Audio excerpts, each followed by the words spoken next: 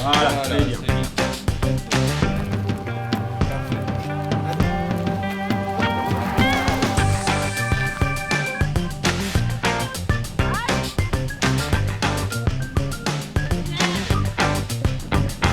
Donc l'association a été créée en 1976.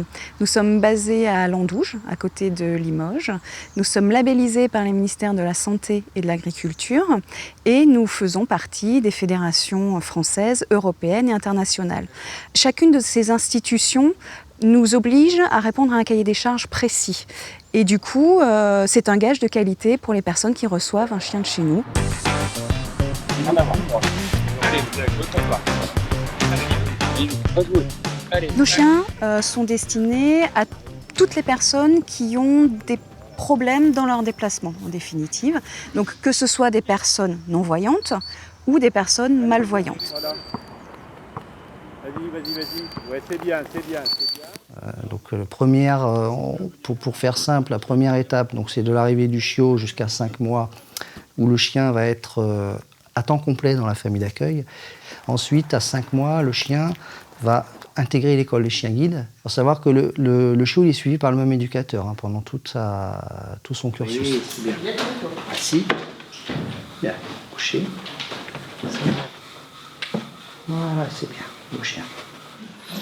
C'est bien ça. Oui, c'est bien. C'est beau chien, c'est bien. Nous avons en ce moment une quinzaine de familles d'accueil qui ont un chien au moment où on parle. Nous avons également 25 familles à peu près d'accueil occasionnel. C'est-à-dire que quand les familles ont besoin de s'absenter pour un week-end ou pour des vacances, on fait appel à ces familles d'accueil occasionnel qui ont déjà été familles d'accueil chez nous.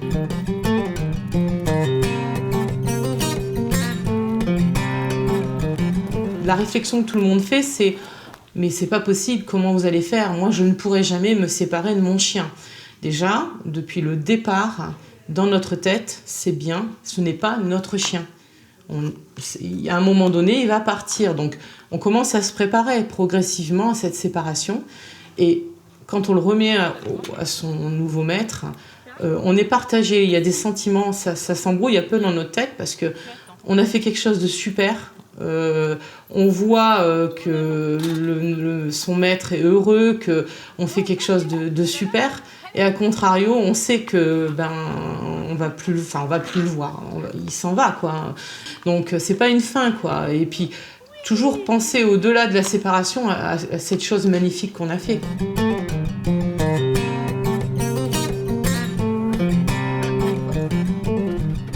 On est famille d'accueil, on n'est pas éducateur. C'est-à-dire que nous, on nous demande les choses qu'on apprend à un chien, à n'importe quel chien. Pour moi, l'école chien guide, c'est devenu une petite famille.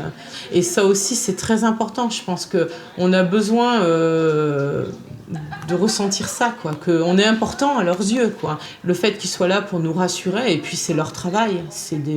C'est vraiment leur métier, ils savent plein de choses, ils vous donnent des conseils. Et chaque fois qu'on a un petit souci, on les appelle, et ils ont toujours la solution, quoi.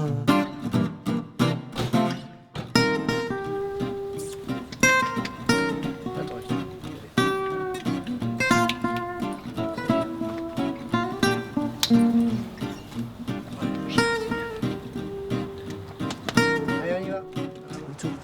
L'escalier à droite. Allez, cherche l'escalier à droite. Ouais, c'est bien. Allez, cherche l'escalier. Très bien, mon chien. Ouais, c'est bien ça. Très bien. Allez, on monte. Allez.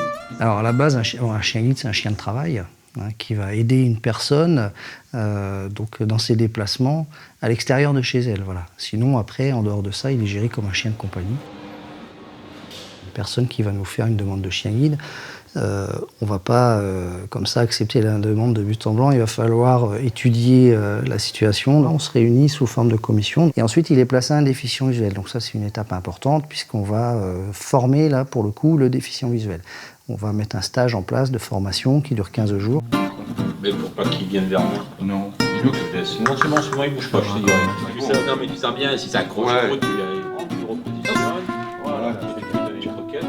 Et tu passes derrière lui. Et tu lui... Pas bouger. Donc là, on a ce qu'on appelle une période d'essai de 6 mois, à savoir que de toute façon, le chien reste propriété de l'association pendant toute sa durée d'activité, qu'on a un droit de regard et qu'on aura de toute façon un suivi annuel vétérinaire et suivi de l'équipe par des fiches de nouvelles tous les ans. Et ensuite, on arrive à la mise à la retraite qui se situe aux alentours de 10-12 ans.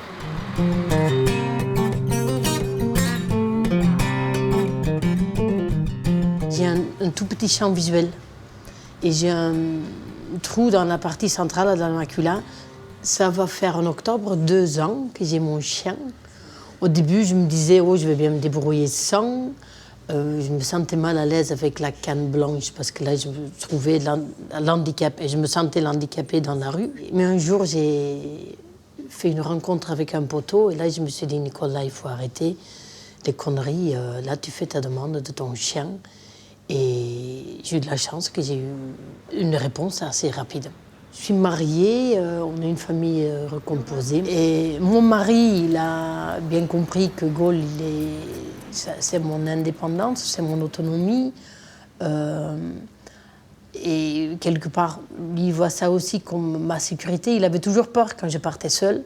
Du coup, je ne partais pas souvent. Et maintenant, il dit, depuis que tu as Gaulle, tu n'es plus à la maison. Mais une fois, quand il n'a pas le harnais, c'est un chien de compagnie, il joue avec les enfants, il joue avec les autres chiens. Et Gaulle, ce sont mes yeux. Parfois, il y a des gens qui disent, oui, mais c'est quand même lamentable de laisser travailler un chien. Je pars et lui part avec moi. Et il le sait. Et il est content. Et il est content de travailler. On peut être parti toute une journée. Si le soir, après manger, on doit repartir, je prends la laisse à l'harnais. Gaulle, il est de suite prêt. Il remue la queue. Il est content. Ah, on repart. Ah, il y a une grande différence. Quand Gaulle est au travail, il est au travail. Il a l'harnais. C'est comme s'il porte son uniforme. Moi, je bosse. Quand il n'a pas l'harnais, c'est un chien de compagnie, c'est un vrai labrador.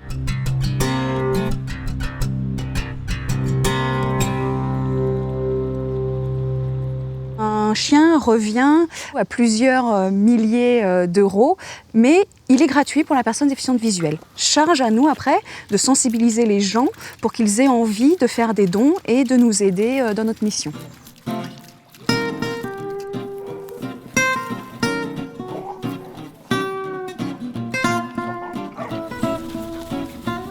C'est un métier de passion de toute façon, oui. À travers le chien, à travers ce qu'on met en place, on s'investit avec nos tripes. Moi, c'est comme ça que j'ai tendance à transmettre mon métier à des gens qui veulent être éducateurs. On travaille avec nos tripes par rapport au contact, que ce soit humain ou animal. Et quelque part, on donne un petit peu de nous à chaque fois, à travers le chien, qui va aider une personne pendant 8-10 ans après, tous les jours. Donc c'est un petit peu de nous, à chaque fois, qui est transmise comme ça à travers les chiens et qui vont aider les personnes.